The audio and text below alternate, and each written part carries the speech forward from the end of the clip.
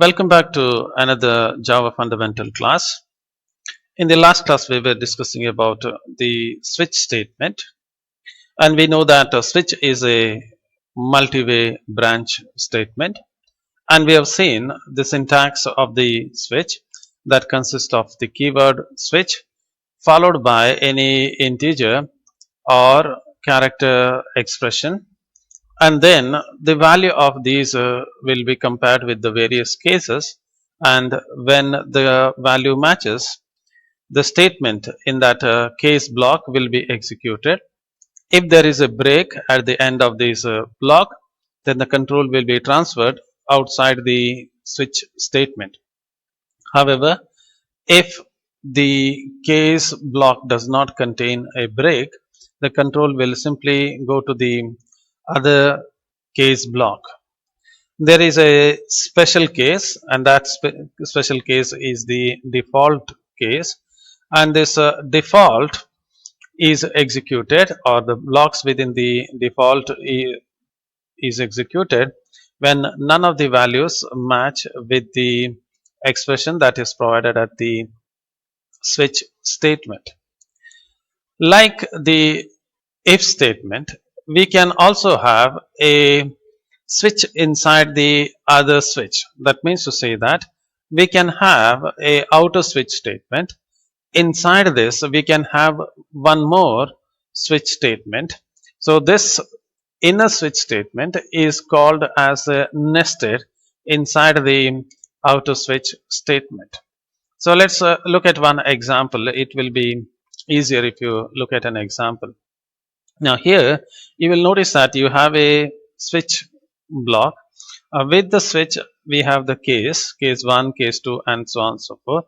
So this is the outer switch that you have. But what you notice here is in the case 1, that is the first case, instead of writing the other Java statement, what is written over here is a switch statement altogether.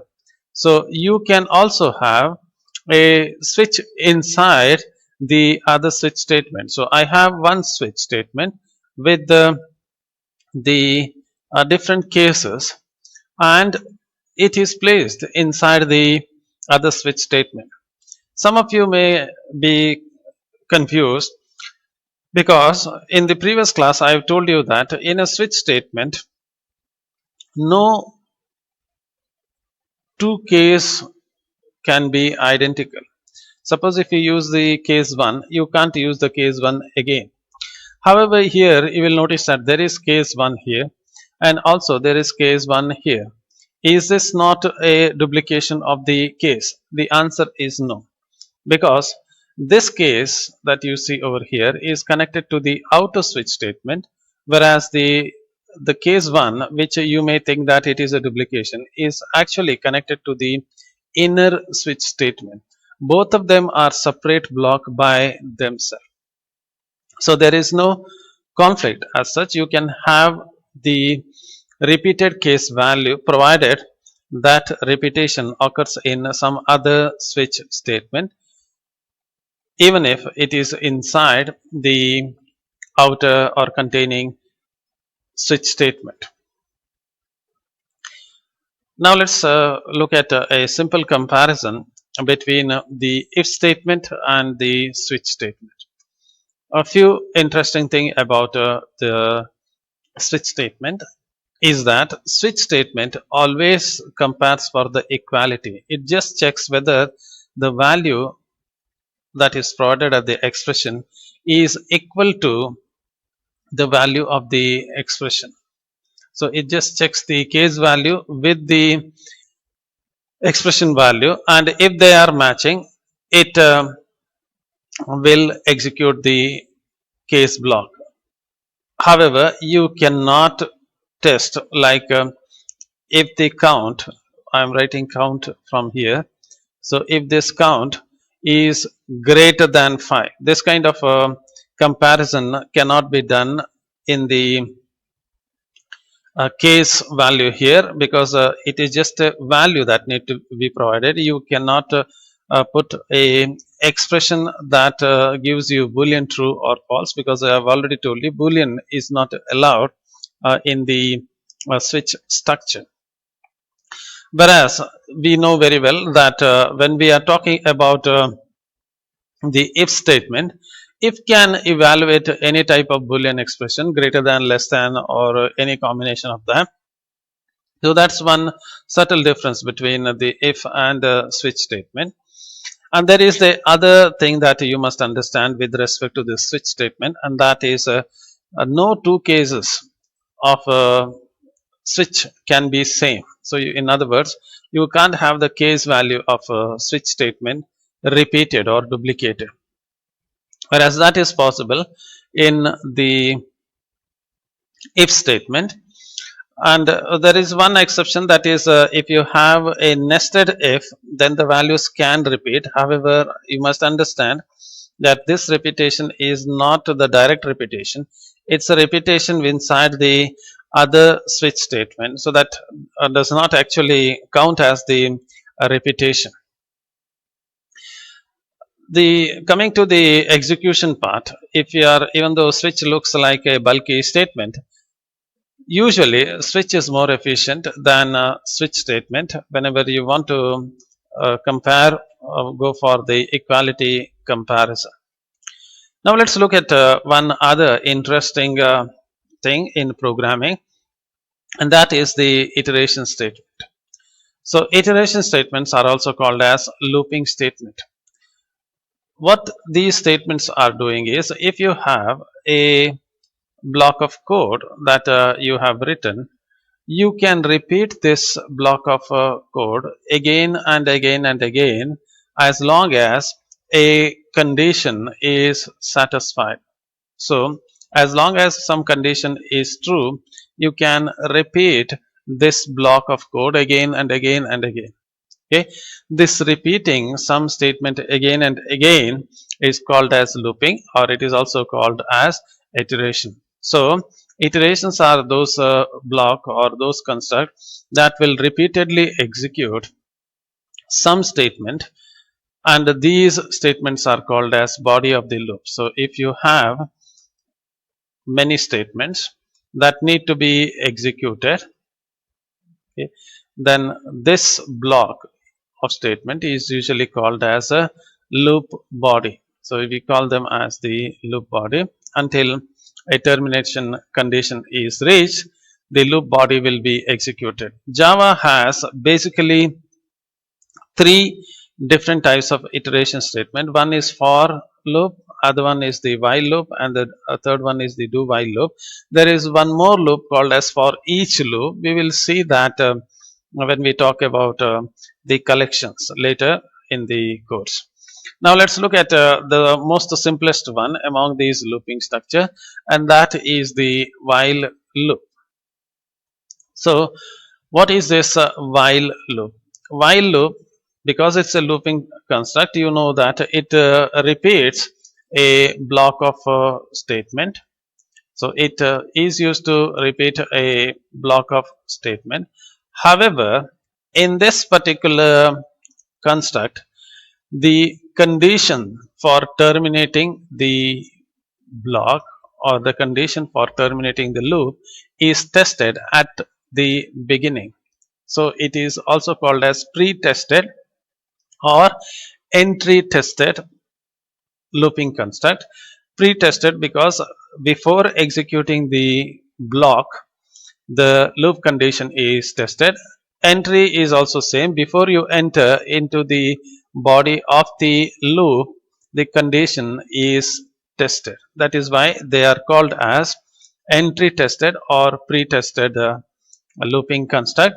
What does this particular looping construct will do? It will repeat the block of statement as long as a condition for terminating the construct is valid. So as long as the expression is valid, the loop or the block will be executed. Now let's look at the syntax of the while statement. So we write the keyword while followed by a condition. This is the condition that decides whether the loop is executed, or how many times it's going to be executed. So this will be the looping condition. As long as this condition is true, the body of the loop, which may contain more than one statement, will be executed repeatedly until these conditions become false. When this condition becomes false, the loop exits out, and whatever statement that you have written after the looping structure will be executed. These conditions can be anything. However, the end result of the condition must be a Boolean value. So at the end of the uh, condition testing, it must result a single Boolean value which is either true or false. So if the condition that you have written evaluates to be true, body of the loop is executed. If the condition is false, the body of the loop will not be executed. So in other words, the body of the loop will be executed as long as the conditional expression is true. When the condition becomes false, the control passes to the next line immediately following the looping structure. As usual with the other construct that I have told you, the flower brackets that you have seen over here are unnecessary if you have only one line of statement to be repeated. If there is only one line of statement that's need to be repeated again and again, then there is no need for putting a flower bracket. However, if there are more than one line of code and that block has to be repeated, then you have to go for the flower bracket. Now let's look at this in action. So I'm going to switch over to the NetBeans. Here I have my NetBeans with me. So what I've done in my NetBeans is I have this project, which I think you can see it here. The projects are there. If I click here, it goes. What I've done here is there is a small icon to pin this one. You can pin it. If you pin it, it's going to come here. If you remove this pin, unpin this, it's going to stay on the right hand side edge over here. One thing you must notice is that suppose if you close this one, if you just close this by instead of pinning, if you close this, it will not appear at this corner. How do I get it back? I've already told you, go to the window and then you see this project. If you click on the project, it's going to appear there. Now if you close this program and this program, and if you want to find, you will not be able to get it in the window menu here. Instead, you have to go to the project, find out which project that you were working with, and under this project, I will zoom it for you. Under this project, you can find the source package and the your code. Just look at here. So something .java is there. Double click on it and you will find a code that you are working. So this is only with respect to the code that you have written. If your code you have closed it, then you won't get it in the window. You will get it under project. I have removed this pin here. The reason for it is I've slightly uh, modified my font size so that it is visible to you. Let's go ahead and let's create the Java project. So I'm going to click on the file, new project as usual, and I'm going to select Java and Java application, and I'm going to give the application name as looping demo. Okay. You can give any name for that matter. I'm going to just finish it off. So if you write like this, if you write a code, how is it going to work? So I'm going to create an integer value int I equal to 1. Okay, and I want to repeat some statement. So I'm going to type while. Okay, if you press tab, nothing is going to happen. However, after typing while, if you hold control space, it's going to give you an expression. So this is done not by Java, this is done by NetBeans. You can select any one of them. If you select it, your construct will be completed. So what is that I am supposed to do is, while I have to put a condition. So I'm going to put the condition while I is less than or equal to 5, and I want to repeat something. I'm going to say system.out.println value of I is plus I. So I'm trying to print the value of I. If you run this particular program, you will notice that the value of I will be printed from 1 to 5. So this is what you expect it to do. But you notice that the value is continuously printing. That is one interesting thing you must understand. Now suppose if your program is working, going and going and going, but it is not coming out of here. So what I'm supposed to do? So I am supposed to go to this particular corner. There is an X mark here. Click on this X mark. The NetBeans will say that, do you really want to stop this execution? I say yes, and your program stops. And when I was talking, so many ones were executed. One interesting thing that you must understand: the controls comes from here with the value I equal to 1. Then it is trapped inside this while loop. So what happens when you enter into the while loop? Once your control is entered, it is trapped and it will repeatedly execute it. To come out of this particular while loop, this condition must be false, and this condition can be made false only by the statements which are inside the while loop. So if you write any statement outside the while loop that will make this condition become false, it's not going to work, because once it enters the while loop, the control is trapped in within this particular while. Okay, so within this while loop something has to happen. So inside this while loop something has to happen so that this condition becomes false. That's very very important thing. Otherwise you will end up in a indefinite looping construct, so which will not terminate until something you will run out of memory or something of this kind of thing has happened. So what I have done is I have tested the condition, but this condition I equal to 1 and 1 is less than 5 will be true if you run the program for years together. If there is a memory and if you run it for years together, this will be true. Now somewhere I have to make this condition false. How can I make this condition false? Is I somehow has to increase the value of 5, so I mean I, so that it becomes greater than 5. How do I do that? I have to do it inside the while loop. Remember, this is the while loop.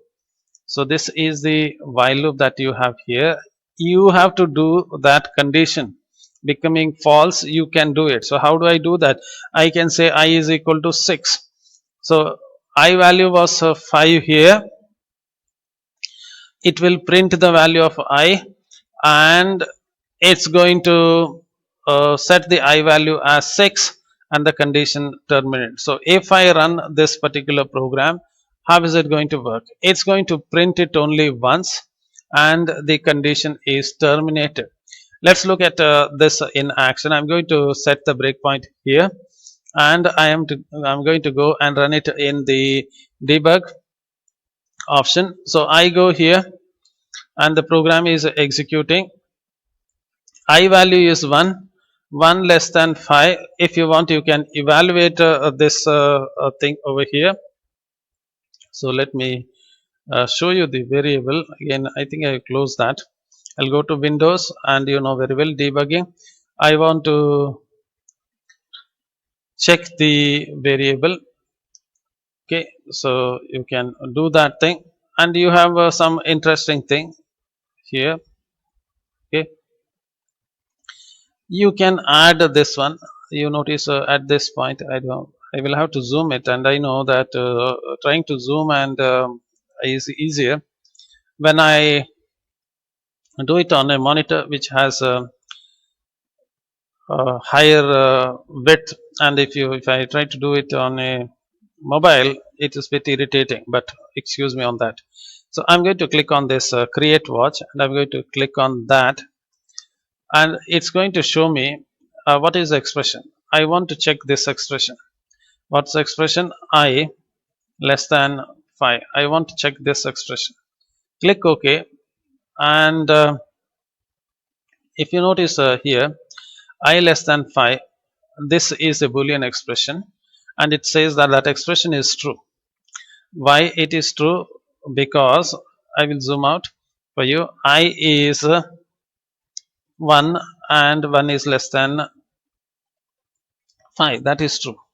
Now, if I go one step down, it will enter this condition is true. So it's going to enter the while loop. So I go to this while loop. The control is there in the while loop. It's going to print this one. If I go one step, it will take me to the print line statement, which I don't want to see how it really works. And if you look at the output, you will also see that it has printed the value of I is 1. It has printed that because of this print line statement. Now what you notice is the value of I, which is 1 as of now, it is not yet executed, will be changed to 6. So if you notice over here, before I execute it, I value is integer 1, and the expression I less than 5 is true. Now if I execute this statement, what happened? The I value is now set as 6.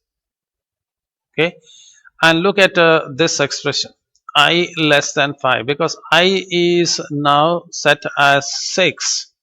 You can notice here, and this expression I is less than 5 is, okay, if you execute, is false.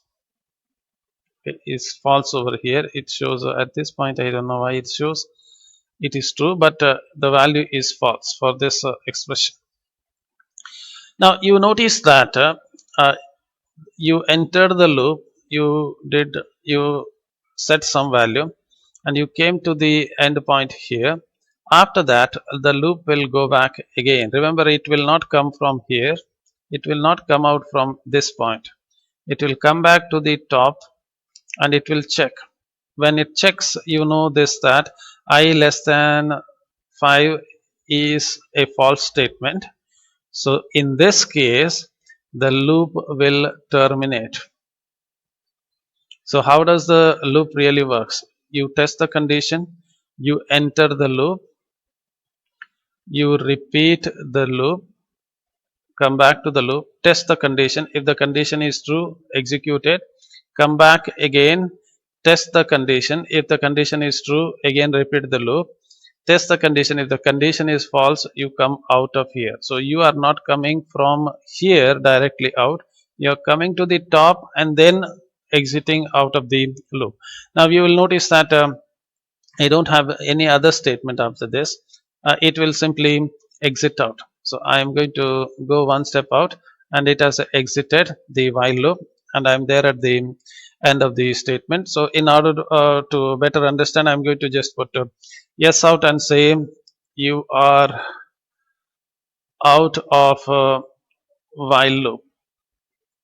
Now instead of printing it only once, there is no repetition because it executed only once and then came out of it. I'm going to slowly increment the value of I by making I is equal to I plus plus. So you know that I is equal to I plus plus means at a time one count is increased. Now if I debug this, how is it going to work? Look at the expressions here. So initially the value of I happens to be 1, and you can observe that thing over here, that I value is 1 and the Boolean condition I less than 5 is true. So it's going to enter this expression is true. This expression happens to be true, Boolean true, and you are going to go to the inside this while loop. So I'm going to step into this while loop. So you can see you are inside the while loop.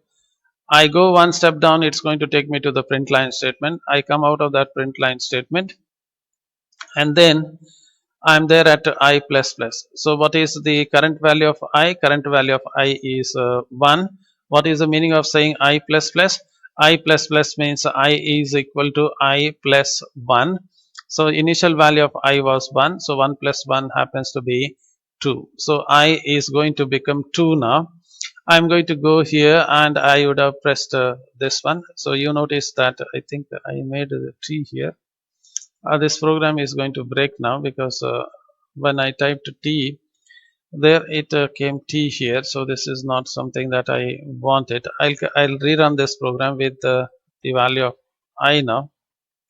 Okay, so I'll come back to the point where I was. So as I was typing, something happened there. So we were there at this point. I is equal to 1 and I less than 5 is true. I'm going to go here and it has printed the value of I. Let me come out of this, and I is now increased by 1. Now if you want, you can see the output here. Value of I is 1. It has printed. Okay, one line it has printed. Now I plus plus means I is equal to I plus 1, so I will be increased by 1. Let me go this step up. So if you notice now, value of I is 2, and you can also see here value of I is true, and this Boolean expression happens to be true. If you compare this one, you will notice that Boolean expression is true. So the condition is true. Again, it's going to enter into the loop. I'm going to go here and press F7 so that it is easier for you to see. When I press F7, you will notice that it has entered the loop. It's going to print the value of I, which is happens to be true here. It prints the value. I'm going to come out of that while loop. If you look at the output here, it has printed the second line, that is the value of I is 2. It goes back. I value will be incremented. I is equal to I plus 2. The initial value of I is 2 here. So 2 plus 1 is 3. It's going to, so what is I plus plus? For those who have not seen the previous video, I plus plus is I is equal to I plus 1. The initial value of I is happens to be 2 now. You can see over here, and 2 plus 1 will be 3. So let me run it by pressing F7. You will notice that the I value is shifted to 3. So I is 3 now, and 3 less than 5. This Boolean expression is true. So condition is true. You're going to enter into the while loop here. So I'm going to press F5. You have entered the while loop. By the way, it has already printed up to here. So it will print the value of I now 3. So I'm going to go one step, and I'm in the print line statement that I really don't want to see. Once this statement is printed, you can see that it has printed the I value 1, 2, 3 three times. You can see that thing, and it will go to the I is equal to I plus 1. That is I value is 2 now. 2 I value is 3 now. 3 plus 1 is going to be 4 now. So if I execute this statement, you will notice that I value is 4, and I want to compare this one. 4 is less than 5. This is Boolean true. So the condition is true. It's going to print the value of I, which happens to be 4 now. I'm going to press F7 to go into that. One more F7, it will take me inside the print line statement. I will come out of it. And if you notice, it has printed the 4 values. So fourth time the loop is getting executed. Now I value is 4. 4 plus 1 happens to be 5. So you can notice I current value of I is 4, and it's going to be 1 plus plus. That means I value will be increased one more time. This time if you notice, I value happens to be 5, which you can also observe it here. Okay, So if you look at this particular condition, I less than or equal to 5, the condition is true. You will notice here that I have tested only whether I is less than 5. So if you test I is less than 5, the condition is false because 5 is not less than 5. However, 5 is equal to 5, so this condition happens to be true. If I press F7, it's going to go into the loop because I is 5 is equal to 5. It's going to print the value of 5. So if I press one more times, it will enter the print line statement. And if you notice, it has printed the values of I from 1 to 5. And once it is done, I will be incremented this time. I value happens to be 5 here. So I value happens to be 5. You can notice from here. Now, if you increment value by 1, I value is going to become 6. So I'm going to press F7. I value is now you can notice the I value happens to be 6 here. So value of I is 6. Now this time 6 is not less than nor equal to 5. You notice the boolean value, it says it is false. The condition is false, so the control will come out of this if statement, and it's not if the while statement, and it's going to come out and it's going to print this line. So if I press F7 now, you notice it's going to jump to this point, and it has jumped to this point and it will be printed. If I press F7 one more times, it will go to the print line. I don't want to see how the print line is really working. And if you see the output, you will also see the output of that being shown to you. There are a few things that you must understand here, and that is, if the initial value of I was 10, what will happen? So this is one interesting thing. So initially I is 10, and you know very well, if I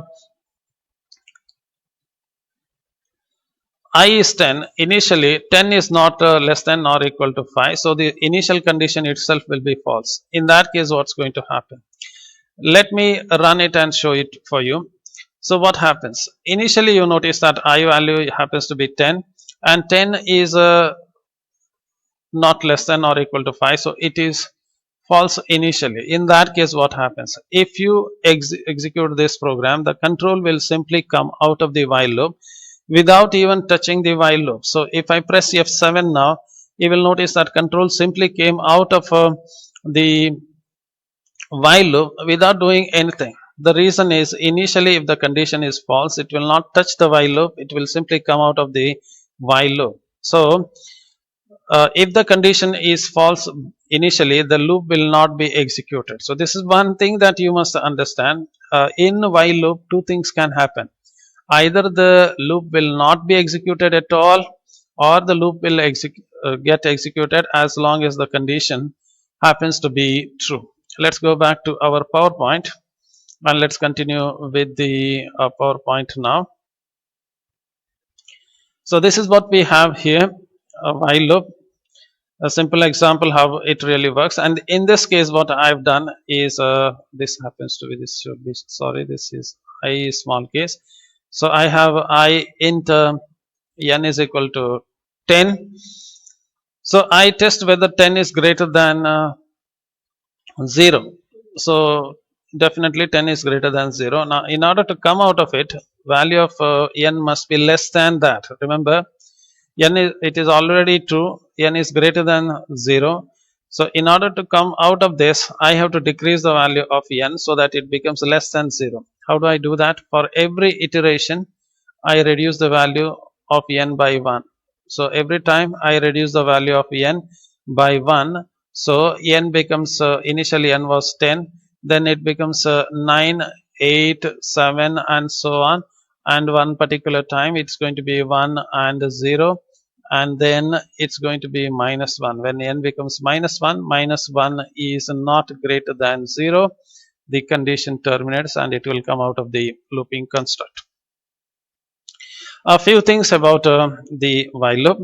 First one, while loop evaluates the conditional expression right at the top, and if the condition happens to be false, the body of the loop will not be executed even once. That is what I have told you. If the condition is false, the body of the loop will not be executed at all. Okay. Next one, body of the while loop can be empty. So you can notice over here, this place I have written only, I'm going to just write it one more time. You can write a while loop and then some condition, and without writing any statement you can just put a semicolon.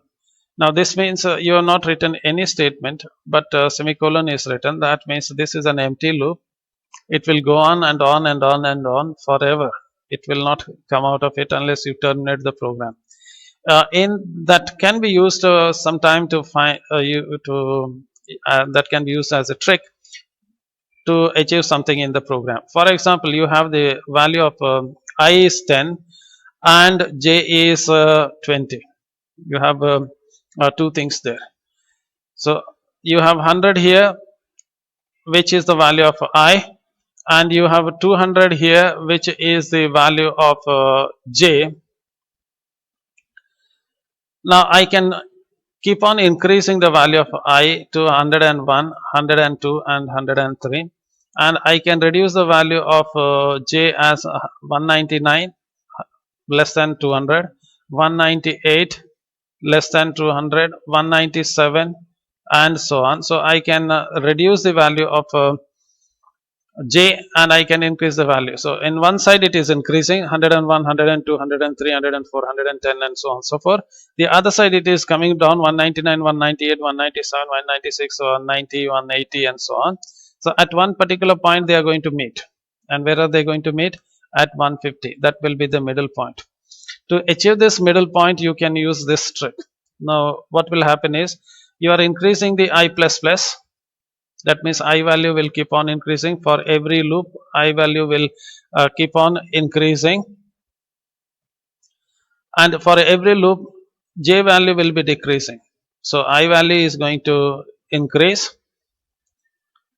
and j value is going to decrease. So from 100 you are going to increase to 101, 102 and so on. From 200 you are going to reduce it to 201, 200 and simultaneously, one increasing, one decreasing, one increasing, one decreasing, and finally at 150 they are going to reach at that point. So when I is equal to 150 and when j is equal to 150, this condition, if you notice over here, less than will be false, because when I is 500 and j is 500, they are equal, they are not less than, then the condition, the loop will break. So this is a trick that is being used, which you can also use in your program. Now let's look at one other type of conditional statement, and that is the do while. We will look at it in our next class. Thank you for your interest.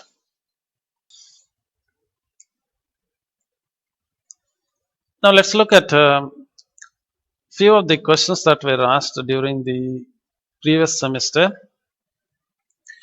and that happens to be, I got it from the SDM college, that from their website.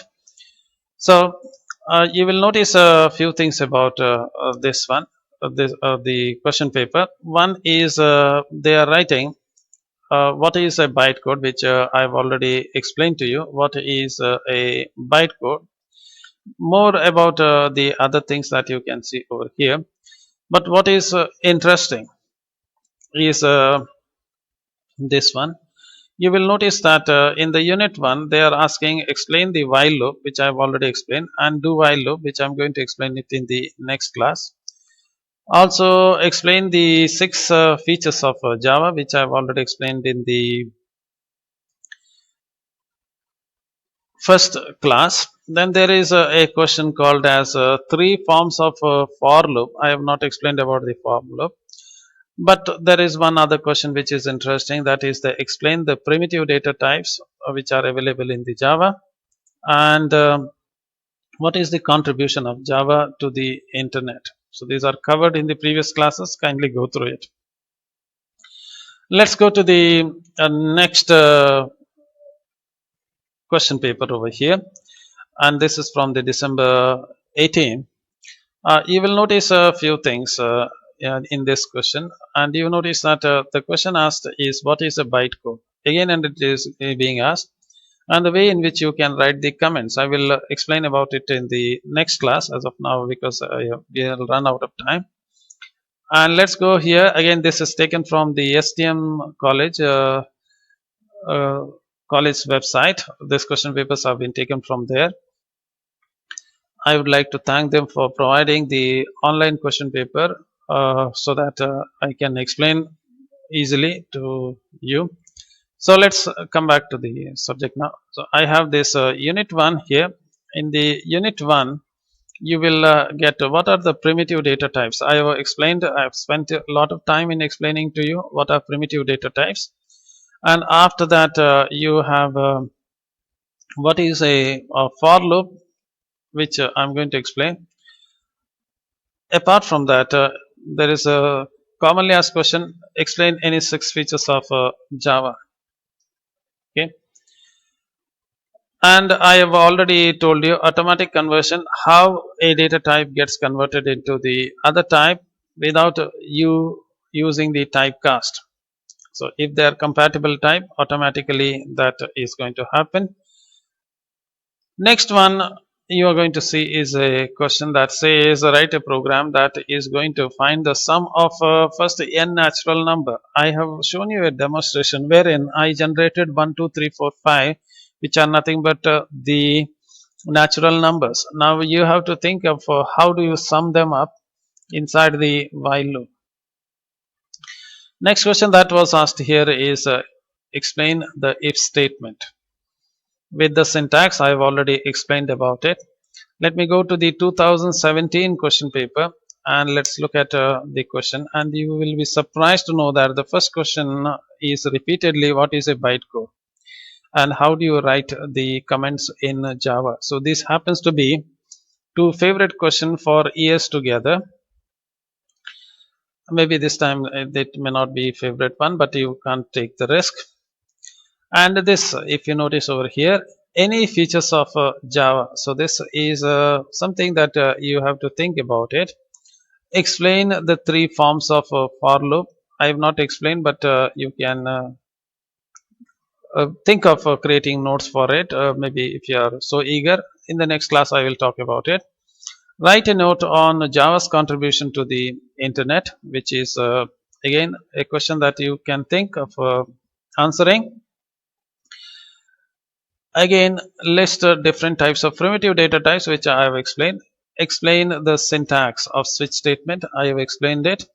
And the labeled break statement I have not explained, but you know what is break statement is doing to a very great extent. Now let's look at the question paper 2015. Let's see what is there. However, in this case, a very old that was not very favorite. So these two questions are not there. However, they have asked a question called as explain the different integer data types available. Write a for loop for getting even numbers. Something that you can think of answering. Next one, explain do while and do while. I have explained about while loop. We'll see the do while loop later. I have not explained about the Java streams. We'll come back to that slightly later. Next, that what they have asked is explain the arithmetic and logical operators in Java. I have explained about it. Explain the different primitive types, which happens to be favorite for a very long time, and the 3 forms of for loop, again very favorite for a very quite long time. Let's look at 2014 question paper and what you get. Again, these question papers are taken from SDM College website. Let's go and let's look at it. What is the bytecode? Again, this happens to be that. What is the scope and lifetime of a variable? I have talked about scope of a variable and you know very well. Next one, let's look at this one. write a note on Java buzzword. Okay. Then they have asked about the increment operator, type conversion in the operator, how the type conversion works, syntax, and explain the process of this is not been done. Nested switch statement. Today I have explained about that. Next one, Java's contribution to the internet, a question that is heavily being asked. And the other one that you see, any different primitive types used in Java, which is already been done. Okay. Then they have asked about the while loop and do while loop, which in which I have explained about the while loop. More about these things in the other classes remaining ones. So what you notice here is all these things are really important from the point of view of your examination. So kindly prepare the notes for them and keep them ready. Thank you. We will meet again in the next class.